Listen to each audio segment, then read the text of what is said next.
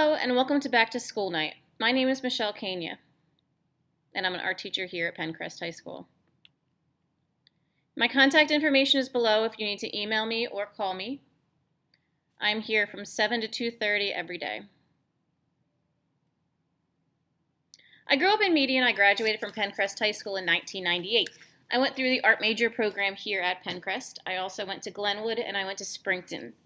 This is my 17th year of teaching at Pencrest, and it's hard to believe that I've spent over half of my life in this building, and I wouldn't want it any other way. I graduated from the Maryland Institute College of Art in 2002 with a Bachelor of Fine Arts in Fine Arts. In 2004, I graduated from the University of the Arts with a Master of the Art of Teaching in Visual Arts. I am a co-sponsor for the National Art Honor Society here at Pencrest along with Ms. Mattioni. In addition to teaching, I create portraits of people and animals in pencil and oils.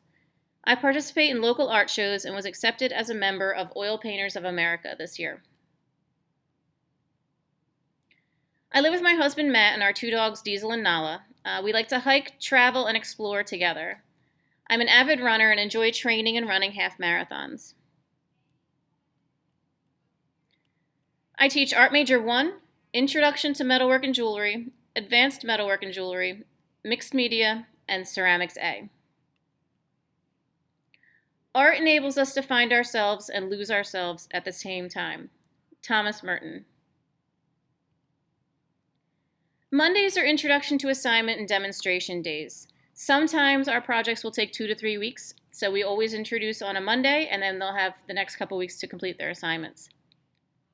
Tuesdays and Thursdays are open studio days where students will be actively making art. They are expected to be working during the time period on their art projects. Some days will be as a whole group in one Zoom, and some days will be as a breakout in smaller groups. Fridays are sharing work and critique days where students will talk about their work with their peers. Some Fridays may also be studio days as the projects wind down. Art supply kits will contain the materials students will use to create their artworks. All students in all art classes will receive an art supply kit. Each class has a different kit with different materials, so if students are taking more than one art course, they will have more than one art kit. It will be made up of non-consumable and consumable items. Consumable items are paint, pencils, erasers, things that we expect the students to use that will eventually be used up and there will be no more. And non-consumables are tools, brushes, palettes, things that, scissors or rulers, things that we expect to get back at the end of the course. Non-consumables are expected to be cared for properly and returned in good condition at the end of the course. Project packs will contain the sketch and good papers needed for given assignments. Art bins will be provided to every student to store their art supplies and project packs. When we move to a hybrid schedule, the bins will be stored in the classroom for easy access. As students move to a hybrid schedule, they will not be able to share supplies in the classroom, so this ensures that every student has their supplies that they need. The first assignment that we worked on with all of our classes the first week of school was a Getting to Know Me assemblage project. And students were to find 2 or more objects that represent things that they like, things that they do, and things that are important to who they are. This is my example in the middle. Student examples were very impressive. A lot of students took the idea and they ran with it, filling their spaces with lots of objects that made them who they are. They were very telling about student personalities and what makes them them. This was a great way for us to get to know our students, for our students to get to know us from our examples, and also our students get to know one another as they shared their images on Padlet and they were critiquing each other's work. The students really had a lot of fun putting items into their objects into their assemblages that made them who they were and that they could really express themselves. Mixed media. The syllabus for mixed media can be found in Unit 1, Module 1. And this semesterized course introduces students to a variety of materials and techniques to create both 2-dimensional and 3-dimensional artworks. Historical and contemporary art will be discussed to inspire student work.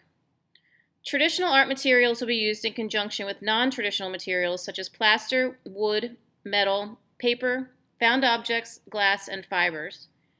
An emphasis will be placed on allowing students to explore a wide variety of art-making experiences. Students will be working two-dimensionally and three-dimensionally, and some of their assignments may make a little bit of a mess, and students will be warned ahead of time if what they're working on is excessively messy. So they need to find a spot where it is okay for them to work in their home. These are some examples of mixed media projects from past years.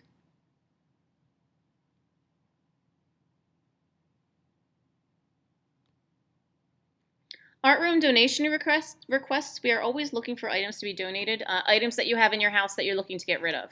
So objects for still life would be medium and larger objects, old vases, empty larger bottles, old like sewing machines, typewriters, metal or glass objects that are reflective, objects that are sturdy and in good condition, and objects with interesting parts. So old clocks, old tools, things like that. So things that would be interesting to draw. The more interesting objects we have in our still lives, obviously, the better, and more interested our students are in drawing it. Magazines, fabric scraps for collage, old sheets and tablecloths for still life backdrops, latex primer to prime 4-foot by 4-foot boards that students do, medium and large plastic containers for water jugs, so like sour cream containers, yogurt containers, anything that has a lid, anything that we can use just to hold water so students can paint with it. Beads and jewelry findings, newspapers to cover tables, and also for paper mache, and old hair dryers to use to dry paint. So if you have any old hair dryers laying around that aren't used anymore, you could certainly drop them off. And any of these can be dropped off at Pencrest at the main entrance. Just put our names on it. Thank you for attending the virtual back to school night tonight. I look forward to working with you and your student.